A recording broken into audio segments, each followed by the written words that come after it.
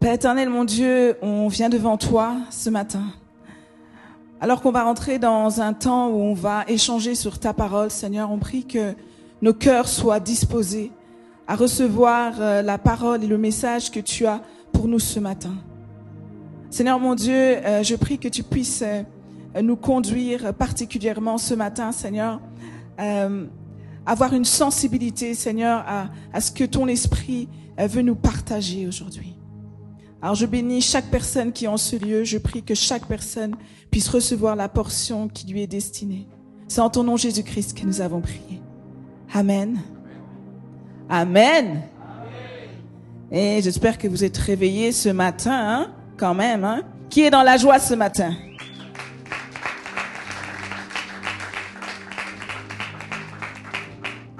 Moi, j'étais au Canada, les gens sont plus joyeux que vous. Hein. C'est pas normal, ça. On m'a dit qu'en Afrique, les gens, ils bougent. Hein? Qui est dans la joie ce matin? Oui.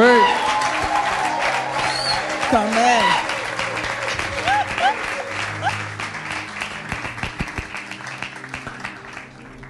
C'est bon, c'est bon. Alors, on poursuit notre série sur les relations. On a parlé la semaine dernière des relations avec Dieu. On a parlé en fait de l'aspect de la fidélité. Et aujourd'hui, on va poursuivre sur cet aspect de la fidélité qui est vraiment important. Et on parlera de la fidélité envers Dieu, la fidélité envers nos amis, mais également la fidélité dans une relation amoureuse. Alors premièrement, une des questions qu'on peut se poser, c'est qu'est-ce que c'est d'être fidèle? On a pris une définition du Larousse qui me dit que, en fait, être fidèle, c'est quelqu'un qui remplit ses engagements, qui tient ses promesses, ne manque pas à sa parole. C'est aussi quelqu'un dont l'attachement, le dévouement à quelqu'un reste constant, sur lesquels on est sûr de pouvoir compter. On dit d'ailleurs un ami fidèle. C'est aussi quelqu'un qui n'a de relation amoureuse qu'avec une personne en particulier avec son conjoint également. On parle ici aussi d'un mari fidèle. Alors, ce matin, on va commencer par parler de la fidélité que nous pouvons avoir envers Dieu. Et ma première question est pour toi, pasteur Frédéric. Dieu exige-t-il notre fidélité ? Oui, tout à fait. Dieu exige notre fidélité. Donc là, vous n'êtes pas surpris quand je dis ça. Dieu exige notre fidélité. Maintenant, on doit comprendre que Dieu exige notre fidélité, oui, mais on doit surtout comprendre que c'est pour notre bien. Okay. C'est pour notre bien. Dieu, c'est pas un Dieu méchant. C'est un bon Père. Et parce que c'est un bon Père, il exige notre fidélité. On va voir un passage dans la Bible qui va nous permettre de bien comprendre cette notion. On va regarder ensemble à 1 Roi 2, versets 1 à 4. Si tu as ta Bible ou sur ton téléphone, tu peux regarder avec moi. Alors le contexte, parce que c'est important quand on regarde la parole de Dieu de connaître le contexte. Ici, c'est le roi David. Il sait que c'est la fin. Il sait qu'il va bientôt mourir. Alors qu'est-ce qu'il fait? Il parle à son fils Salomon. Et on s'imagine qu'à ce moment-là, il lui dit pas les choses accessoires, il dit le principal. Imagine le jour où tu sais que tu vas partir, tu vois ton fils. Tu vas pas lui dire un truc du genre c'était bon le petit déjeuner? Ben non, tu vas lui dire vraiment l'essentiel, le truc que tu veux absolument qu'il retienne. C'est ça le contexte ici. Donc qu'on puisse vraiment recevoir la sagesse du roi David aujourd'hui, qu'on puisse recevoir ses paroles, mais reçois-les pour toi. David parlait à Salomon, mais Dieu te parle à toi aujourd'hui avec ses paroles. David approchait de sa fin.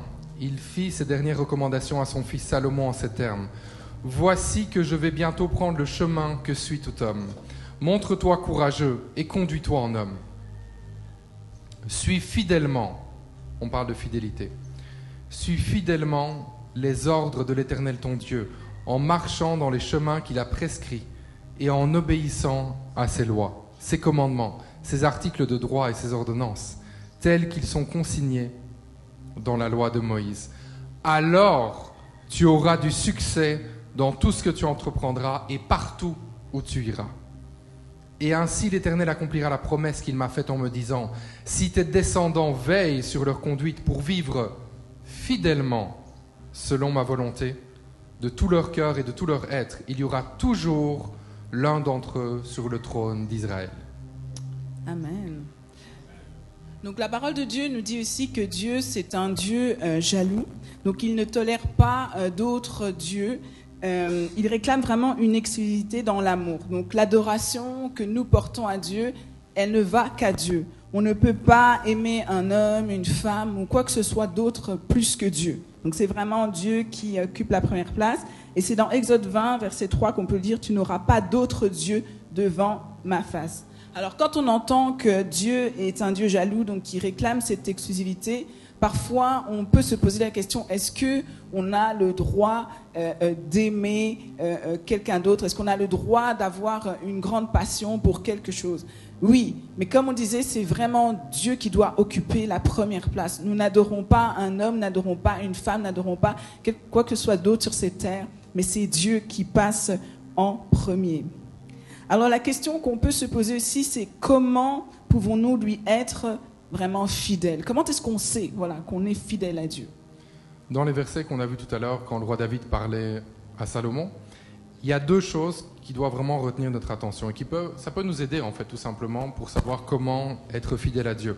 Premièrement, il s'agit de marcher dans les chemins que Dieu a tracés. On l'a vu tout à l'heure, c'était un des conseils qui était donné. Donc, tu veux être fidèle à Dieu, marche dans les chemins qu'il a tracés. Et deuxième chose, c'est d'obéir à sa parole. Sa parole, la Bible. Donc, marcher dans les chemins que Dieu a tracés et obéir à sa parole. Est-ce que ça, c'est facile à faire? Ben, c'est pas toujours facile. C'est pas toujours facile. Je pense pas qu'il y a quelqu'un ici qui peut dire « C'est tellement simple, la marche chrétienne. C'est tellement facile d'obéir à Dieu. Chaque fois qu'il demande quelque chose, je fais tellement facilement. » Est-ce qu'il y a quelqu'un qui peut dire ça ici? Non, ok, il n'y a pas d'extraterrestres ici. C'est bon, il y a juste des êtres humains. Donc si toi, tu dis que c'est parfois difficile, c'est normal, ok? C'est normal. Les tentations, elles sont là. Elles sont là, les tentations. Mais il faut se souvenir d'une chose. Il faut se souvenir d'une chose. C'est que ça sera toujours mieux de payer le prix de l'obéissance à Dieu plutôt que de payer le prix de la désobéissance à Dieu. Le prix de l'obéissance, c'est quoi? C'est de dire non à tes pulsions. De dire non à ce que ta chair réclame maintenant pour pouvoir dire oui à ce que Dieu veut vraiment pour ta vie. Ça, c'est important de comprendre ça. Et on doit se souvenir que notre motivation à faire tout ça, c'est l'amour qu'on porte à Dieu. On n'est pas en train de suivre des règles là, comme ça. On n'est pas comme on doit suivre ça et ça et ça et ça. Et ça nous rend malheureux. C'est parce qu'on aime Dieu.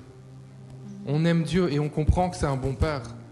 Et on comprend que ce qu'il nous demande, c'est pour notre bien. C'est très important qu'on puisse se souvenir de ça. On marche dans les chemins qu'il a tracés et on lui obéit par amour. Amen.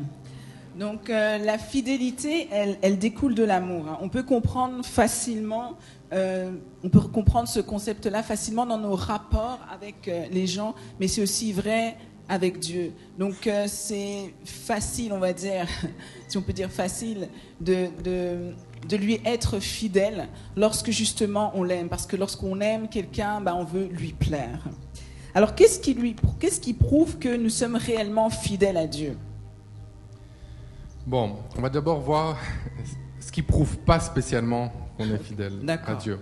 Le fait de dire « je suis chrétien », est-ce que ça prouve la fidélité à Dieu? Non. Non, je dis « je suis chrétien ». Non, c'est juste une déclaration.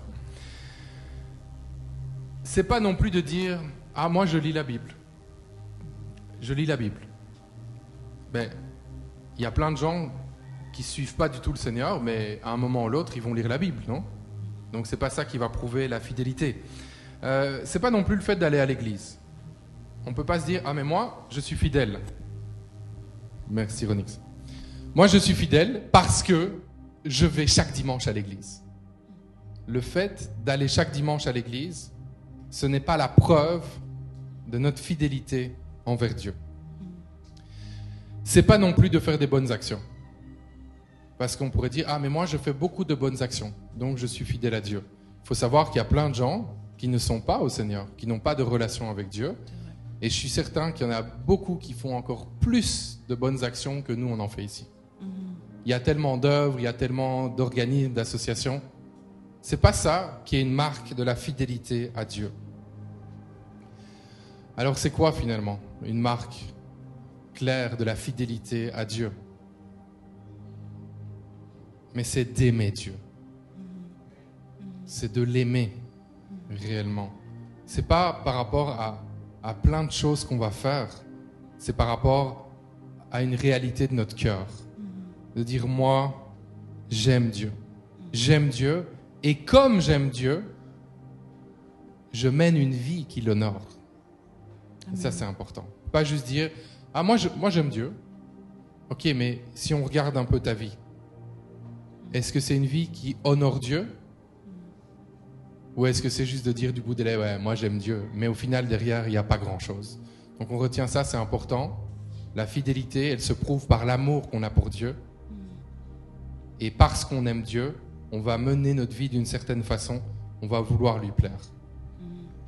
Amen. Donc en fait, on parle d'amour, l'amour envers Dieu. Et l'amour, c'est quelque chose qui peut paraître un peu, je sais pas, abstrait en fait finalement, parce que on ne sait pas exactement ce que c'est. Est-ce que c'est forcément quelque chose que l'on ressent? C'est un sentiment. Hein. Les gens souvent ils se disent ah, c'est un sentiment, je ne ressens pas ça, donc je n'aime pas.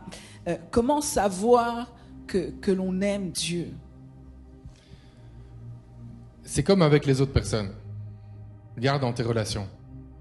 Quelqu'un te va dire, moi, cette personne-là, je l'aime vraiment. Qu'est-ce qui se passe concrètement? Ben, tu es prêt à tout pour cette personne-là. Là, tu as quelqu'un en tête. Quelqu'un que tu aimes vraiment. Je vois plusieurs sourires. Et plusieurs interrogations aussi. C'est qui que j'aime finalement? Tu es prêt à tout donner pour cette personne-là. Tu es prêt à faire des sacrifices pour cette personne-là.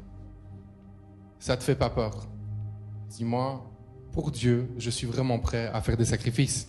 Tu es prêt aussi à lui donner de ton temps. C'est ça aussi, aimer Dieu. C'est pas juste dire qu'on l'aime. Est-ce que tu es prêt à donner de ton temps pour Dieu? C'est aussi être prêt à donner ton argent. Est-ce que tu es prêt à donner ton argent à Dieu? Ou est-ce que ça, c'est plus difficile? C'est souvent difficile. Quand il s'agit de donner notre argent à Dieu. On trouve tous plein d'excuses. Plein d'excuses. On est très fort là-dedans. Des excuses par rapport à nous, ce qu'on devrait faire, ce qu'on doit payer, les charges auxquelles on fait face. Des excuses aussi de l'extérieur en disant « Ouais, mais si je donne mon argent, est-ce que vraiment ça va être bien géré ?» Non. Ça, c'est juste des excuses qui sont mauvaises. Parce que une des marques vraiment de quelqu'un qui aime Dieu, c'est quelqu'un qui est prêt à donner de ses ressources financières pour l'avancement de l'œuvre de Dieu. Et aussi, une des preuves qu'on aime Dieu, c'est quand on est prêt à le suivre, partout, peu importe ce qu'il nous demande de faire. Est-ce que, je pose la question, et puis c'est entre toi et Dieu, mais est-ce que tu es vraiment prêt à suivre Dieu partout, là où il va te demander d'aller? Ou est-ce que tu es seulement prêt à suivre Dieu s'il te demande d'aller au Canada? Hein? Parce que c'est la mode un peu, hein, pour l'instant, d'aller au Canada. Alors si Dieu t'envoie au Canada, là tu dis Alléluia. Dieu est tellement bon. Il est fidèle. Il est fidèle. Il est juste. Quel amour. Merci Seigneur. Je réponds à l'appel. J'y vais. Mais si Dieu t'envoie à Kananga, ça rime avec Canada, hein, mais c'est pas vraiment le même endroit. Est-ce qu'il est toujours fidèle? Est-ce qu'il est toujours bon? Ou est-ce que là, tu vas dire, Seigneur, je crois que tu n'avais pas bien entendu la prière. Hein? Canada, pas Kananga. Ok? Il faut être prêt. Il faut être prêt à suivre le Seigneur. Peu importe ce qu'il te demande. D'ailleurs, nous, on vient du Canada et on est à Kinshasa. Hein? On a fait le chemin dans l'autre sens. Pas parce qu'on s'est dit, ça serait une bonne idée de venir servir Dieu ici. Parce qu'il nous a demandé de venir ici. Et c'est aussi ça. une marque d'amour envers Dieu. C'est il te demande quelque chose, tu le fais. Et je termine avec vraiment un conseil que moi j'applique dans ma vie depuis quelques années, c'est que quand Dieu demande de faire quelque chose, il faut le faire tout de suite. Directement. Parce que sinon on perd son temps en fait. Et ça peut amener de la souffrance aussi. On est toujours en train de questionner. Hein. Ouais, mais Dieu vraiment, est-ce que... Mais il a déjà parlé. Il demande déjà de faire quelque chose. Il faut être prompt à obéir. Ça évite beaucoup de souffrance. Et ça évite aussi de se casser la tête beaucoup. Donc, je pense que c'est un conseil important. Oui, un très bon conseil. Donc là, tu dis obéir directement à Dieu lorsqu'il nous demande quelque chose. Alors, plusieurs personnes se demandent comment savoir ce que Dieu nous demande. Comment on fait pour savoir? Ok, donc, Dieu parle tantôt d'une façon, tantôt d'une autre. On est d'accord avec ça?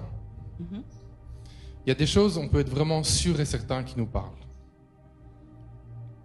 Une fois qu'on prend du temps dans la prière, prendre du temps dans la prière, je n'ai pas juste dit oh Seigneur, voilà, qu'est-ce que je fasse, parle-moi, et puis hop, on commence notre journée. Avoir des temps. Peut-être que toi, tu es à un carrefour de ta vie en ce moment. Tu dis, moi, il faut qu'il se passe quelque chose là, de significatif. Je dois avoir une direction claire. Je dois vraiment savoir ce que Dieu veut dans ma vie. Peut-être que c'est toi en ce moment. Arrête-toi, prie, jeûne, passe du temps. Le temps dans la présence de Dieu. Là, Dieu te parle à coup sûr. Et là, il va te demander des choses qui peut-être vont te dépasser. Je disais, nous, on est venus ici, mais tout ça a démarré dans le jeûne et la prière. Alors que Dieu a donné une conviction que la saison dans laquelle on était terminée. C'est alors qu'on a pris le temps. Mais si on était resté dans le bruit constant, dans l'agitation du quotidien, peut-être que ça aurait mis encore plus de temps. Parce que quand Dieu veut quelque chose, ça se passe. Hein? Mais ça aurait mis peut-être plus de temps pour discerner ces choses-là. Donc premièrement, par la prière, là, Dieu va te parler, il va te demander certaines choses, il va te montrer certaines choses. Mais aussi en lisant la Bible. Et j'insiste vraiment beaucoup là-dessus. En lisant la Bible. Lire la Bible, ça peut parfois paraître comme une lourde tâche, une obligation lourde en tant que chrétien. Ah, je suis chrétien, ouais, il faut bien. Hein. Faudra lire la Bible. Hein. Ah, j'ai pas envie de lire la Bible aujourd'hui. Ah. Je dirais demain. Mais il faut comprendre que la Bible, on dit que c'est la parole de Dieu. Alors, c'est assez logique ce que je veux dire, mais parfois c'est tellement logique qu'on l'oublie. Si c'est la parole de Dieu, ça veut dire qu'il parle à travers la Bible. Donc, si tu veux que Dieu te parle, sa parole est là. Donc, lis la parole de Dieu. Découvre vraiment ce qu'il a à te dire par sa parole. Et c'est pour ça que c'est super important de lire la Bible, parce que quand tu lis la Bible, tu peux comprendre, tu peux connaître en fait la volonté de Dieu. Tu peux savoir les choses qu'il agrée. Tu peux savoir les choses qui sont importantes pour lui. Et on voit par exemple le psaume 119, 105, qui est très fort par rapport à ça, qui dit « Ta parole est comme une lampe qui guide tous mes pas. Elle est une lumière éclairant mon chemin. » Je le relis, ressens vraiment ça. « Ta parole est comme une lampe qui guide tous mes pas. Elle est une lumière éclairant mon chemin. » Amen. Et ton chemin, c'est ta destinée. Ton chemin, c'est ta destinée. Et tu dois savoir en fait que ce chemin, il existe déjà. Il est déjà tracé. Ce ne sont pas des choses nouvelles qui vont arriver. Le chemin est déjà là. Mais vois cette image que le chemin, il est là, mais il n'est pas éclairé. C'est un chemin qui n'est pas éclairé. Tu n'as pas encore connaissance. Tu n'as pas encore la révélation de ce que c'est exactement ta destinée. Mais le chemin est déjà tracé. Mais il est dans le noir, complètement. Et là, tu vois rien du tout. Mais la parole de Dieu, la Bible, est ta lumière qui va te permettre d'avancer pas à pas sur la route de ta destinée. Alors quand tu comprends que le chemin, c'est ta destinée et que la parole de Dieu va éclairer ce chemin, je vais relire et tu vas voir ce verset encore différemment. Ta parole est comme une lampe qui guide tous mes pas. Elle est une lumière éclairant mon chemin. Alors qui veut marcher dans sa destinée ici? Qui veut marcher dans sa destinée? Ta destinée, tout est déjà tracé. Ne te casse pas la tête. tout est déjà tracé. Quand on dit Dieu va faire des choses nouvelles, en fait, c'est nouveau pour nous, mais c'est pas nouveau pour lui. Parce que tout est déjà tracé. Et la parole va venir éclairer. Et te casse pas la tête pour ce qui va se passer dans 50 ans, dans 15 ans, dans 5 ans, dans 1 an, dans 1 mois. Sois juste fidèle aujourd'hui, lis la parole et laisse le Saint-Esprit te guider pas à pas. Amen, amen. Donc, on parle de lire la parole de Dieu, la Bible, de comprendre. Mais comment on fait justement pour comprendre? Parce que ça arrive que des gens se disent, ok, moi je lis la Bible, mais je ne comprends pas. J'aimerais bien trouver une réponse, mais je ne trouve pas de réponse. Est-ce que tu as quelque chose à dire par rapport à ça? Est-ce que c'est déjà arrivé à quelqu'un de lire la Bible et puis t'as pas tout compris? Oui, moi aussi. Ça m'arrive toujours. Oui. Parfois je lis, ouais. Pas sûr d'avoir tout compris. Donc, plusieurs choses pour pouvoir vraiment bien comprendre la parole de Dieu. Premièrement, c'est d'aborder la lecture d'une façon spirituelle. Pas comme une lourde tâche, pas comme un lourd fardeau, mais de parler à Dieu. Dire Seigneur, j'ai vraiment ce désir de comprendre ta parole. Je veux comprendre ta parole. Et alors que je vais lire, comme c'est ta parole, je sais que tu vas me parler. Parle-moi, que ça puisse être clair, que je puisse comprendre. Parce que moi, je veux vivre ta parole, Seigneur. Alors viens me parler. Viens éclairer mon intelligence, que je puisse comprendre. Donc la prière, c'est important, avant de commencer à lire la parole de Dieu. Mais peut-être que toi, tu pries avant, tu lis, mais c'est toujours un peu compliqué pour comprendre. Peut-être. Mais à ce moment-là, il y a des outils.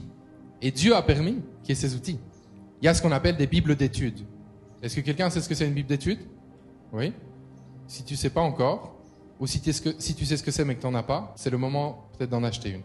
Une bible d'études, c'est que tu vas voir le texte de la Bible, et en dessous, tu as toute une partie qui explique les versets. Alors souvent, en plus, ils expliquent les choses qui sont les plus compliquées à comprendre, évidemment. Donc ça peut aider vraiment.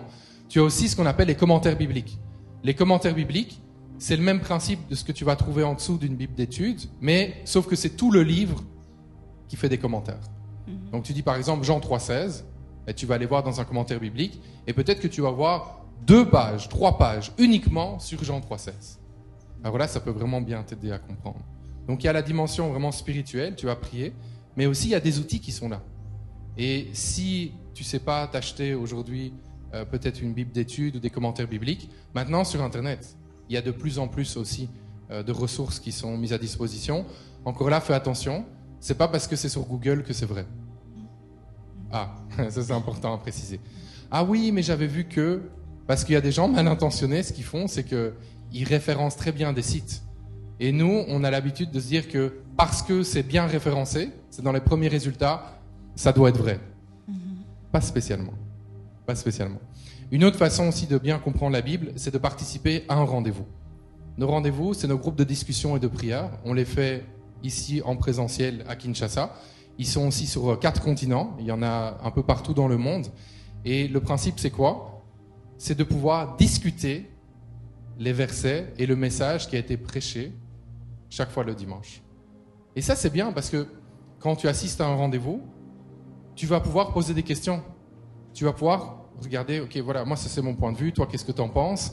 Et il n'y a rien à faire à la parole de Dieu. Quand on en parle entre nous, il y a c'est comme un diamant, la parole de Dieu. Il y a plein de facettes différentes. Et puis, ah oui, toi, tu avais vu ça, ok, moi, je n'avais pas vu comme ça, j'avais vu ça.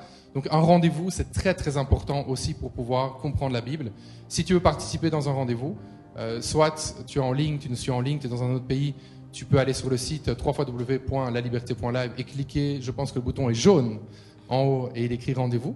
Si tu es ici à Kinshasa, c'est chaque dimanche à 11h30. Après le culte, on reste tous ici et on a un temps pour approfondir la parole de Dieu ensemble. Donc, c'est comment comprendre et lire la Bible. D'ailleurs, si tu as des questions, n'hésite pas à venir nous voir à la fin du culte. Donc, on parle de fidélité de Dieu et j'aimerais rajouter ceci. C'est vrai que la fidélité de Dieu, elle est inconditionnelle. C'est-à-dire que Dieu demeure fidèle, peu importe ce qui se passe. Et notre tendance à nous, en tant qu'être humain, c'est de toujours placer une condition. Il faut que Dieu fasse ceci pour que je demeure fidèle. Et c'est quelque chose que nous devons changer dans nos vies.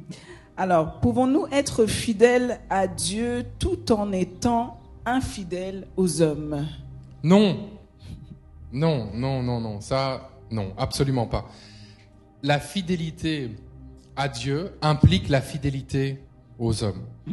Et en fait, il faut comprendre une chose, c'est que la fidélité ou l'infidélité qu'on va manifester sur cette terre dépendra de la fidélité ou de l'infidélité qu'on va manifester vis-à-vis de Dieu. C'est que c'est un prolongement. Je ne peux pas croire qu'on puisse avoir une relation authentique avec Dieu, avoir une communion avec Dieu, être conscient de sa présence, vouloir le servir, vouloir faire sa volonté, et sur cette terre, être méchant, manipulateur, être dans la corruption. Ce n'est pas possible. Ce n'est juste pas compatible. Donc, c'est un petit test qu'on peut faire aussi. Quel genre de vie on a? S'il y a beaucoup de choses à régler, peut-être qu'au lieu d'essayer de régler toutes ces choses-là, ça serait d'abord de régler notre relation avec Dieu. Est-ce que quand on est fidèle, Dieu nous bénit? À votre avis? Oui? Tout le monde est d'accord? Oui? Donc, quand on est fidèle, est-ce que Dieu nous bénit? Oui. Oui. Tout à fait. On peut le savoir avec vraiment une grande assurance aujourd'hui. On voit Proverbe 28-20. Ça, tu peux noter. Proverbe 28-20, parce que ça va te motiver beaucoup. Tu pourras aller relire ça. Proverbe 28-20. Et c'est très clair. J'aime les versets très clairs. On a dit que parfois, il y en avait qui étaient moins clairs. Mais ça, c'est très, très clair. Un homme fidèle est comblé de bénédictions. Ah.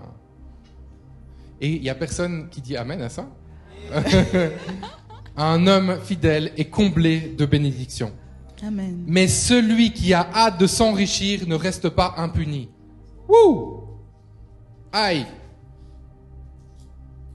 Je répète, un homme fidèle est comblé de bénédictions, mais celui qui a hâte de s'enrichir ne reste pas impuni. Donc, la fidélité, ça va déclencher la bénédiction. Sois fidèle à Dieu, tu vas voir que tu vas être béni. Mais c'est intéressant en même temps parce que le même verset parle des dangers de la soif de s'enrichir. Parce qu'en fait, ce qui se passe, c'est que la soif de l'argent, la soif de s'enrichir, ça nous éloigne de Dieu. Ça nous éloigne de Dieu toujours. Et être infidèle à Dieu, eh bien, ça attire la malédiction sur nos vies. Et ça, il faut le savoir. La Bible nous dit aussi que l'amour de l'argent, c'est quoi? La racine de tous les maux. Donc, il faut faire très attention avec ça. Je suis pas en train de dire qu'il faut pas avoir d'argent. C'est pas ça que je dis. Mais c'est l'amour de l'argent. C'est la soif, comme nous dit la parole ici. La soif, avoir hâte de s'enrichir. Ça veut dire que le focus est juste sur l'argent, finalement. Je veux. Je dois avoir ça, je dois atteindre ça. Il me faut du cash absolument, je dois avoir autant. L'argent. Et ça, en fait, ça fait qu'on tombe dans un piège et on est juste plus fidèle à Dieu, tout simplement. On devient fidèle à l'argent. Et l'argent, c'est une personne. L'argent, c'est Mammon. Et Mammon, c'est une puissance démoniaque. Alors la question que j'ai pour toi aujourd'hui, est-ce que tu veux être fidèle et dépendant d'une puissance démoniaque? Ou est-ce que tu veux être fidèle et dépendant à Dieu, qui fait la promesse que l'homme fidèle est comblé de bénédictions, et ça implique aussi la provision financière. Donc on va parler maintenant de la fidélité en amitié. Alors plusieurs ont vécu ici très certainement de la trahison de la part d'amis, ils ont eu des coups bas. Et d'autres se sont vus voler des affaires, des business. Certains ont eu des amis qui ont été infidèles avec leur conjoint, leur fiancé. D'autres ont prêté de l'argent à un ami qui a disparu avec soudainement. Et le fait de vivre tout ça peut peut nous décourager à être fidèles. Finalement, à quoi ça sert? Est-ce que vraiment la fidélité en amitié est importante? Alors, être fidèle en amitié, on peut se poser un peu la question de c'est quoi? Qu'est-ce que ça veut dire? On voit que dans Proverbe 17, verset 17, on nous dit « L'ami aime en tout temps, et dans le malheur, il se montre un frère. » En fait, lorsqu'on est fidèle en amitié, lorsqu'on parle d'un ami qui est fidèle, c'est quelqu'un sur lequel on peut compter dans les bons comme dans les mauvais moments.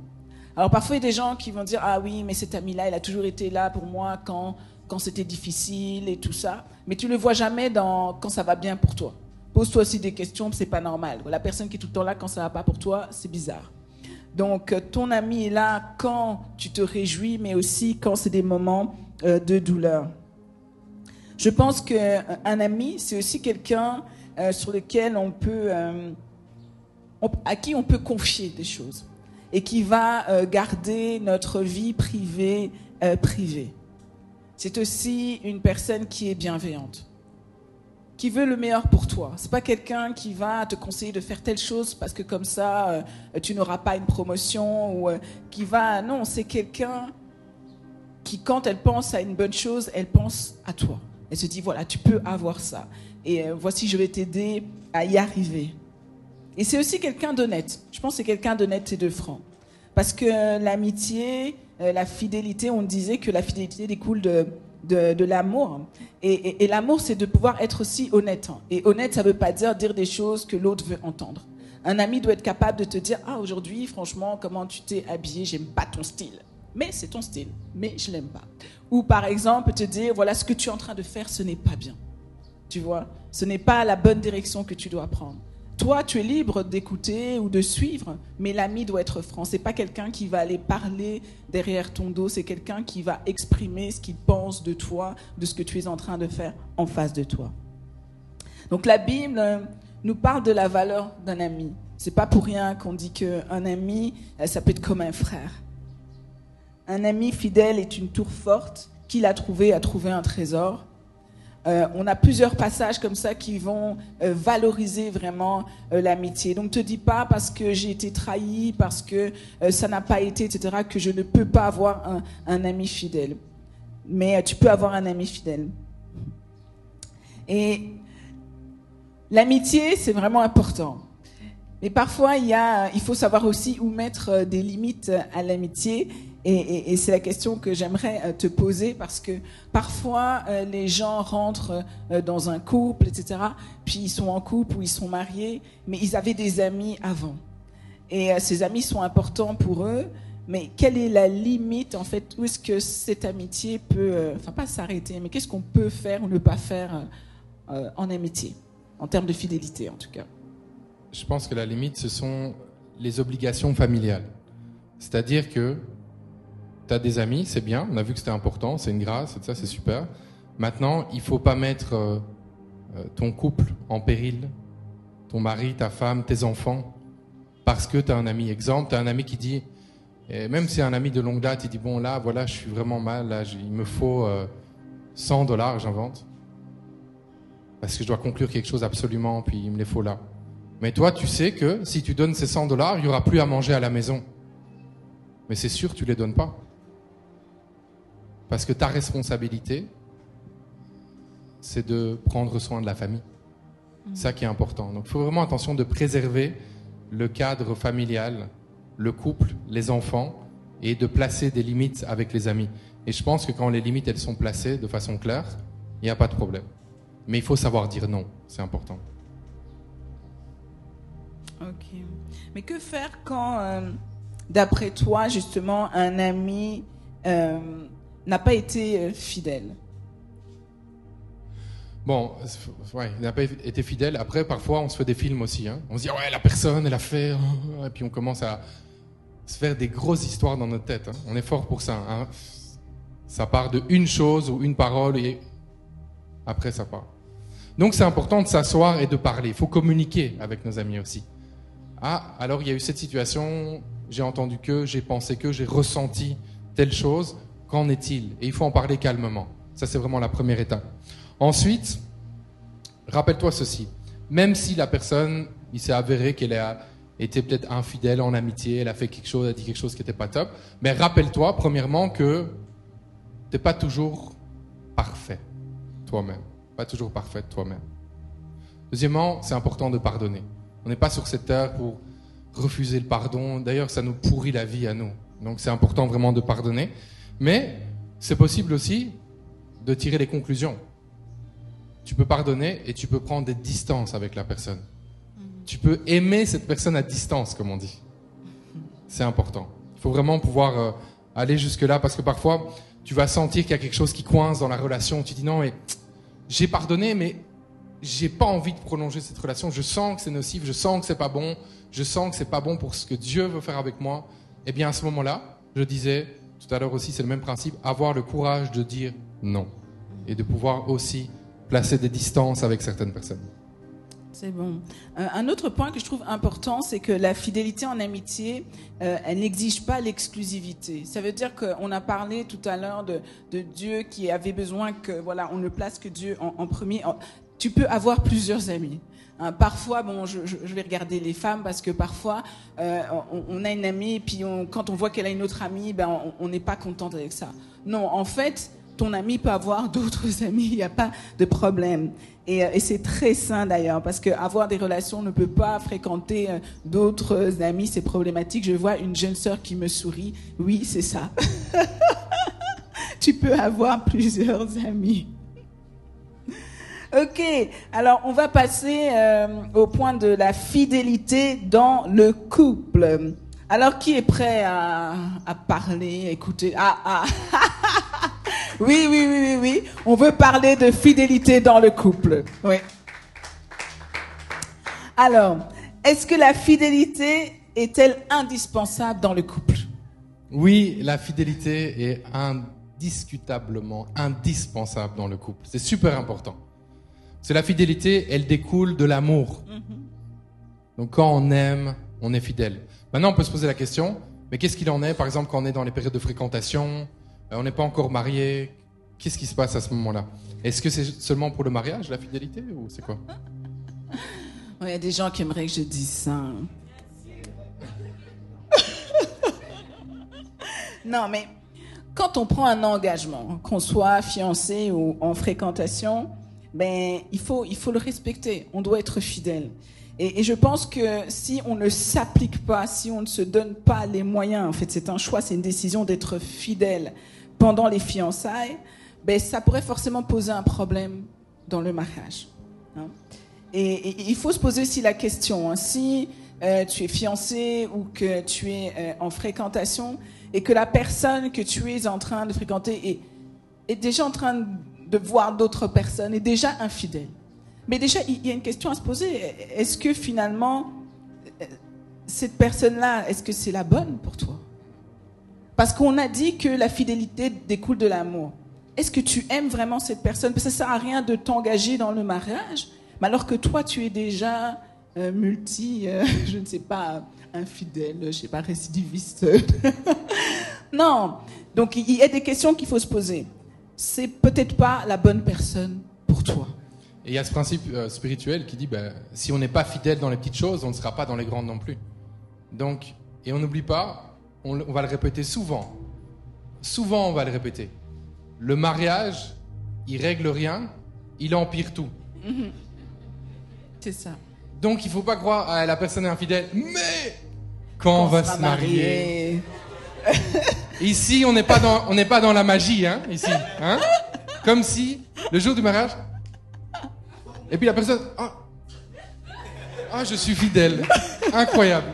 Ah, c'est génial ça. Non, ça marche pas comme ça du tout. Non. Oui, c'est ça.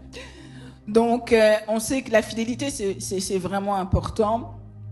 Et il y a des gens qui ont trouvé une façon d'être fidèle, qui est un peu bizarre, je dirais même démoniaque. Et c'est en formant un trouble. Vous avez déjà entendu ça? Qui a entendu ça? Un trouble. Alors, un trouble, c'est en fait une histoire triangulaire dans laquelle tu as un homme, une femme et une autre femme. Enfin, peu importe, vous êtes à trois en fait. Donc, ils décident comme ça d'être fidèles entre eux. Donc, c'est une relation entre eux.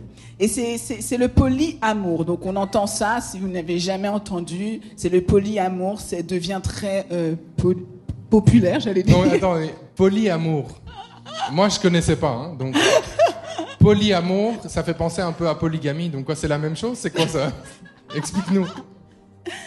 Mais en fait, la polygamie, bon, on connaît, non, c'est pas la même chose. En fait, on va dire que la polygamie, c'est quelque chose qui est illégal hein, dans plusieurs pays. C'est le fait d'épouser civilement plusieurs personnes. On n'a pas annulé le premier mariage, on épouse une personne et puis ainsi de suite. Et il faut savoir que le mot polygamie va regrouper deux termes. Donc la polyandrie, une femme ayant plusieurs maris, et la polygynie, un homme ayant plusieurs épouses. Donc le polyamour, ce n'est pas un engagement qui est civil. En fait, tu ne prends pas un engagement légal, on va dire, mais il n'y a pas de... C'est bizarre. Ici, l'exclusivité sexuelle, sentimentale n'a pas de place. C'est entre vous, mais ils mixent ça parfois bizarrement. Et pourquoi on emmène ça? Parce que vous savez, parfois on fait les gens qui... On vit sur la terre, hein? On vit sur la terre, on est confronté à ce genre de choses. Si toi, tu sais pas demain, peut-être ton jeune frère, ta jeune sœur va venir et te parler de ça, ou ton enfant. Et on doit savoir que c'est des choses qui existent. Et ce n'est évidemment pas quelque chose que l'Église peut accepter. Et nous condamnons bien sûr ceci comme la parole de Dieu. Alors, j'allais te poser la question, est-ce que c'est un modèle qu'on peut suivre? Je pense que... Non, c'est sûr, c'est pas du tout un modèle à suivre. Alors, il y en a qui vont dire, ah oui, mais si les trois, ils sont fidèles entre eux. Mais c'est ça. Non. On ne suit absolument pas ça. Il y a quelque chose qu'on doit comprendre, c'est que le mariage, en fait, c'est une relation à trois quand même. Avec Dieu. C'est chaud. Avec Dieu. Parce que la réalité, c'est que juste à deux, ça marche pas. Hein. Ça peut pas marcher. On n'est juste pas capable. Par contre, quand on place vraiment Dieu au centre, en fait, deux personnes soumises à Dieu. Le mariage, c'est pour la vie. Mais soumises à Dieu avant tout. Et on voit de façon très claire. Moi, je suis beaucoup sur les réseaux sociaux. Et je vois de plus en plus de débats par rapport à la polygamie qui ressortent en ligne. Peut-être vous avez vu ça aussi ces derniers temps. Souvent sur les réseaux, il y a de plus en plus ça. Eh bien, non à la polygamie. On voit de façon très claire dans l'Ancien Testament, Genèse 2,24, c'est pourquoi l'homme quittera son père et sa mère et s'attachera à sa femme. Et ils deviendront une seule chair. Ah ouais, mais ça c'était l'Ancien Testament, c'était les... Nouveau Testament, Éphésiens 5,31. C'est pourquoi l'homme quittera son père et sa mère et s'attachera à sa femme. Et les deux deviendront une seule chair. C'est exactement le même verset. Sa femme. Pas ses femmes. Et on refuse aussi toutes les doctrines déviantes qui vont dire sa femme, et puis sa femme, et puis sa femme, et puis sa femme. Parce que j'ai entendu ça aussi. Ah ouais, mais c'est parce que c'est pas ça que ça veut dire. Non. On arrête ça, on refuse toutes les doctrines déviantes, et on se rappelle que la polygamie, c'est pas pour nous. Amen. Donc Nadine, comment voir qu'un homme ou une femme est fidèle? Est-ce qu'il y a une façon de voir ça? Ben oui, j'espère. Donc, j'aime cette phrase qui dit « La fidélité d'un homme se révèle quand il a tout, et celle d'une femme quand l'homme n'a rien. » Alors, il y a beaucoup d'hommes, hein, ici il y a des amen, ouais. Beaucoup d'hommes d'accord, et beaucoup ça. de femmes d'accord. Ça confirme. Donc, il y a beaucoup d'hommes, quand ils ont un certain succès, hein, ils décident d'avoir plusieurs femmes ou avoir des maîtresses. Alors que quand ils n'avaient rien, ils étaient fidèles, ils avaient une épouse. Pourquoi ça se passe d'après toi? Mais pourquoi, justement? Pourquoi? Comment on peut expliquer ça? Moi, je pense que c'est des décisions à prendre. Hein. Je pense que si un homme devient infidèle quand il a tout, c'est qu'il était déjà en pensée quand il n'avait rien. Ouh. Ouais, Nadine. je recommence. Si un homme devient infidèle quand il a tout, c'est qu'il était déjà en pensée quand il n'avait rien. C'est ça. En fait, ça faisait partie de ses objectifs. Lui était là, il se dit, je suis avec cette femme-là, mais Ouais, puis quand aussi, j'aurai, c'est ça. au niveau de la société, il y en a certains qui vont voir ça comme un signe de succès. Oui. Un signe d'opulence, que voilà, il est capable d'avoir plusieurs femmes, c'est sûr. Et des maîtresses et tout ça. C'est comme un signe malsain de réussite, certainement. Vraiment. Oui, c'est ça.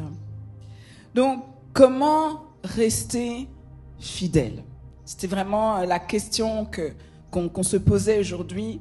On a parlé de fidélité, mais il faut savoir que l'infidélité cause énormément de problèmes dans les foyers, dans notre société. Il y a beaucoup de foyers qui sont brisés à cause de l'infidélité. Des enfants qui ne croient plus au mariage, des enfants qui ne croient plus à la famille. Et c'est difficile même, ces enfants-là, finalement, de croire en Dieu. Parce que Dieu utilise le modèle de la famille, le modèle du couple, justement, pour parler aussi de sa relation, la relation qu'on a avec lui. Donc, il ne faut pas prendre ça à la légère. Il ne faut pas se dire, la fidélité, c'est pas important, c'est quelque chose à l'eau de rose, c'est comme un film romantique. Non, c'est pas ça. C'est vraiment important. Et en tant qu'enfants de Dieu, nous devons être fidèles. Nous avons dit que la fidélité découle de l'amour. Que ce soit avec Dieu, que ce soit avec nos amis ou dans notre couple. Nous sommes capables de rester fidèles parce que nous aimons sincèrement. Et malheureusement, l'amour, c'est quelque chose un concept en fait finalement qui est devenu tellement banal. On se dit, mais l'amour, on ne comprend pas ce que c'est. Et pourtant, en fait, Jésus dira que le premier commandement, le plus important, c'est d'aimer Dieu. Et le second, c'est d'aimer son prochain. Amen. Quand on aime quelqu'un, si on est dans une société, dans des nations où les gens s'aimaient réellement, aimaient Dieu, ben on n'aimerait pas de se blesser. On ne veut pas détruire la vie d'autrui. Parce que lorsqu'on est infidèle, peu importe dans nos relations, on vient détruire quelque chose. Et nous, on n'est pas l'ennemi pour détruire. Donc nous devons aimer Dieu. Et aimer Dieu, aimer les autres, c'est plus qu'un sentiment, c'est une décision. Et aujourd'hui, alors qu'on clôture, on va prier afin de prendre cette décision. Je décide d'aimer mon mari. Je décide d'aimer mon prochain. Je décide d'aimer Dieu. C'est pas aujourd'hui je me suis réveillée, je me sentais pas trop bien, donc je l'aime pas. Non, ça fonctionne pas comme ça. Tu as décidé, tu tiens parole, tu tiens tes engagements. Alors, je vais vous inviter à fermer les yeux, à courber vos têtes et on va prier dans ce sens-là. Je vais prier. Seigneur, on est reconnaissant pour ta présence parmi nous. Saint-Esprit, nous croyons que par nos forces, on ne sait rien faire, mais on croit que par ta puissance, on peut tout faire. Par ta puissance, on peut prendre des décisions qu'on n'avait jamais prises jusqu'à présent. Je prie pour la personne qui est ici et qui se dit que, avec ce qu'on lui a fait, elle ne pourra plus jamais aimer. Je prie que, Saint-Esprit, tu apportes en ce moment même une pleine restauration au cœur de cette personne. Qu'il soit complètement restauré maintenant, dans le nom de Jésus-Christ, et qu'elle puisse prendre la décision d'aimer à nouveau. D'aimer à nouveau. De ne pas rester dans cette prison. Le manque d'amour est une prison. Et je prie pour que plusieurs sortent de cette prison aujourd'hui. Je prie, Saint-Esprit, tu es venu amener la liberté. Les captifs sont libres. Les captifs sont libres par la puissance du Saint-Esprit. Et je crois qu'en ce moment, Saint-Esprit, tu fais une œuvre. Je crois que plusieurs sont libérés. Il y avait eu des blessures, il y avait eu des choses très sales, des choses mauvaises dans les familles, dans l'entourage, dans le monde professionnel également. Et le pardon, tu l'accordes maintenant. Tu accordes ton pardon. Et en accordant le pardon, tu es libéré de ce poids. Tu es libéré de ce poids maintenant. Je prie, Seigneur, qu'on puisse tous ici, de manière très consciente, décider d'aimer. Premièrement, qu'on puisse prendre cette décision d'aimer Dieu. C'est une décision. On dit on va aimer Dieu. On va refuser de marcher selon les choses qu'on nous demande de faire dans ce monde qui ne glorifie pas le Seigneur. On va décider d'aimer Dieu. Et on va aussi décider d'aimer les autres, parce que c'est aussi une décision.